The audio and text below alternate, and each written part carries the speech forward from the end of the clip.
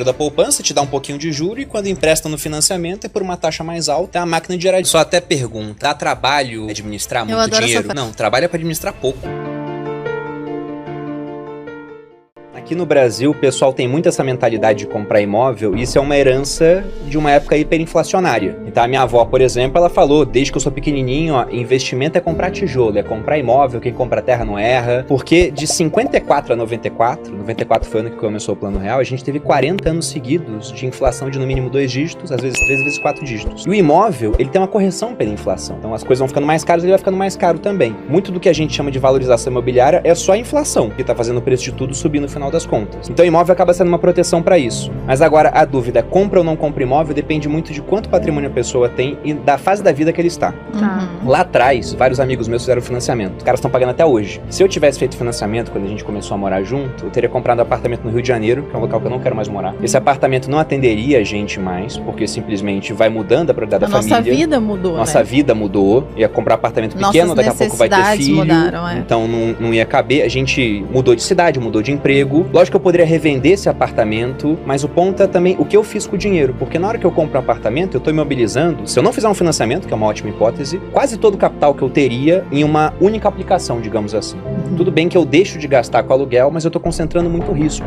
Deu exemplo, você tem um vizinho mala, mas tem gente que compra um apartamento e um prédio que depois tem um defeito estrutural, por exemplo, e o cara colocou todo o patrimônio dele lá. Isso sem considerar financiamento, em um país de juros muito altos. E o ponto é que a gente não quis comprar para investir o dinheiro, e foi ótimo. Foi uma das melhores sacadas que a gente teve na vida. E até você perguntou, agora não tá valendo a pena comprar, né? E na minha visão, depende muito, porque hoje tá ridiculamente fácil, e eu não sou uma pessoa que usa esse tipo de jargão no mundo financeiro, mas é porque tá muito fácil você ganhar 1% ao mês. A gente tá na taxa de juros que tá em 12,75%. Isso é 1% ao mês para você investir na renda fixa mais conservadora que existe aqui no Brasil, que é emprestar dinheiro pro governo. Isso quer dizer que se você investe só, simplificando pra galera que não entende nada, se você investe 500 mil, você ganha 5 mil por mês. Se você tirar, você segue ganhando 5 mil por mês. Então, aí, é uma coisa que não acontecia nos últimos... Desde 2015. E aí tem um ponto bem interessante. Se uma pessoa compra, ela tem 500 mil, pode investir pra ganhar 5 mil ao mês. Ou ela pode comprar um imóvel pra alugar pra você. Quanto que é o aluguel de apartamento de 500 mil? Não é 5 mil. Muito menos. Eu tenho amigos que moram no mesmo condomínio que a gente, de aluguel, e pagam uma nota de aluguel. A Malu sempre fica assim, meu Deus, é muito dinheiro pra pagar de aluguel. Só que esse mesmo dinheiro investido rende mais do que o dobro pra eles. Entendi. Então eles botam o dinheiro em fundo imobiliário, por exemplo, que tá pagando também vários 1% ao mês, eles tiram dinheiro, pagam aluguel e ainda sobra um dinheirão. Eu não sou contra alguém comprar uma casa, não é isso, mas é que o brasileiro compra muito mal, porque o que ele faz? Ele não tem dinheiro, ele dá aquela entrada mínima e aí faz um financiamento que pra caber no bolso ele vai parcelar em 35 anos. Aí paga 5 casas. Não, o cara vai pagar 2 casas, não vai chegar a pagar 5. Só que ele tá pagando um caminhão de juros pro banco e depois o pessoal fala, nossa, o lucro do banco é bilionário.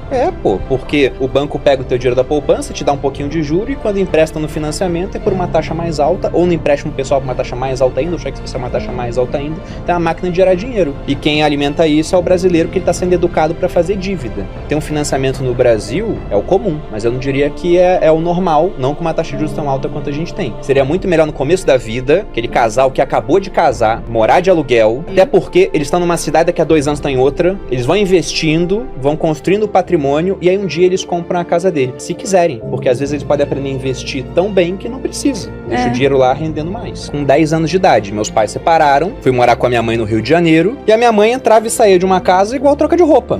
Minha mãe é uma ótima pessoa, mas ela tinha um total descontrole com a parte financeira. Os meus pais, quando separaram, o meu pai era um cara que não ligava pra dinheiro, e a minha mãe era uma pessoa que tinha descontrole com o dinheiro. Ele era desligado, ele não consumia muito, ele só era desligado, e ela era descontrolada. Na época, quando eles separaram, meu pai ficou com dívidas que compravam um imóvel. E aí ele ficou com essa dívida, minha mãe foi sem a dívida e fez um monte de dívidas novas, e meu avô sempre tapando buraco. Não, pra vocês entenderem. E eu vendo aquilo, eu falei, eu não quero que isso aconteça comigo, pô. Eu não queria que isso acontecesse na minha vida. E aí, eu sempre falei, desde pequeno, eu vou ser rico. Eu sempre falava isso. A minha avó fala que quando eu tinha, sei lá, uns 10 anos, 10, 11 anos, foi a época que o real, ele varia 1 para 1 com o dólar. Em 98 deixou de valer. Foi direto, né, 2 para 1. Eu fazia a conta e falava pra minha avó, vou ter tantos dólares quando for mais velho. Tantos dólares, não sei o quê. Daí minha avó, mas por que dólar se a nossa moeda é o real? Daí eu falava, porque o dólar vale mais. Eu sempre quis ter dinheiro, eu sempre falei, vou ser rico, vou ser rico, vou ser rico. Eu só não sabia como é que eu ia fazer isso. Que nunca imaginou que o dinheiro era tão importante. Só que por que eu fui pro exército? Porque com 17 anos eu não sabia o que fazer da minha vida. Aí eu pensei, faço direito, faço educação física. E aí tinha um concurso do exército que era um ano antes dos outros. Porque você passava no segundo ano pra fazer o terceiro no exército, enquanto os outros era fazer o terceiro e ia pra faculdade.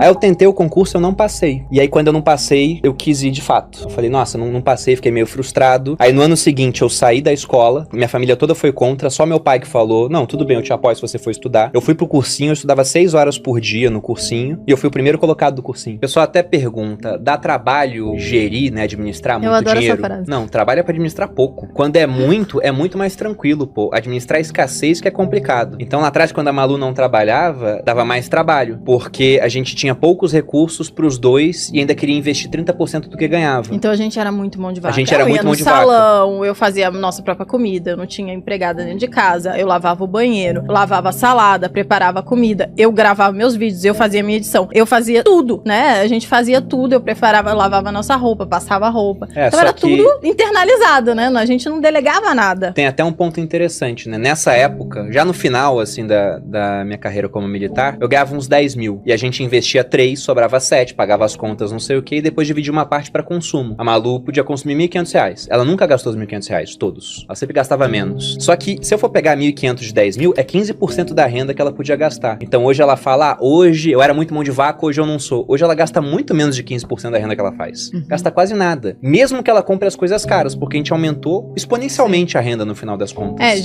Geralmente as pessoas criticam, né? Igual, sei lá, eu lembro que no passado tinha, o jogador de futebol foi na balada e gastou R$100 mil numa balada. Aí falam, isso é um absurdo, sendo que o cara ganha milhões, né? Então isso é uma porcentagem muito pequena do salário dele. Enquanto o pessoal vai na balada e gasta R$5 mil, né? E acha que tá arrasando, que tá tudo bem, sendo que ele ganha, sei lá, 10. Ou seja, metade do que ele ganha, ele gastou. Então é bem diferente a porcentagem. E é isso que faz a diferença no final das contas. Tem um negócio que falavam no exército que eu levo até hoje pra minha vida. Você tinha um monte de aulas lá de coisas que você falava, nossa, pra que eu tô aprendendo isso? E aí os professores sempre falavam, você tá aprendendo pra aprender. É o aprender a aprender. Você vai ter uma aula aqui que talvez você não use, mas você vai aprender a aprender as coisas sozinho. E isso eu uso até hoje. Tem muita coisa que eu pego, assim, um livro de uma área que não é a minha, eu leio e eu consigo compreender, absorver aquilo, fazer analogias pra poder ensinar finanças de uma maneira diferente, por exemplo. Meus instrutores no exército, e algumas das pessoas mais inteligentes que eu conheci, estão no exército, mas esses caras muito fora da média, eles falavam um negócio que eu gostava muito. Eles diziam que o oficial do exército tinha que ser capaz de rastejar na lama e andar no tapete vermelho, e tinha que ter um oceano de conhecimento, mesmo que fossem alguns pontos com um palmo de profundidade. Então você tem que ser um cara generalista, assim, tem que saber um pouco de tudo e muito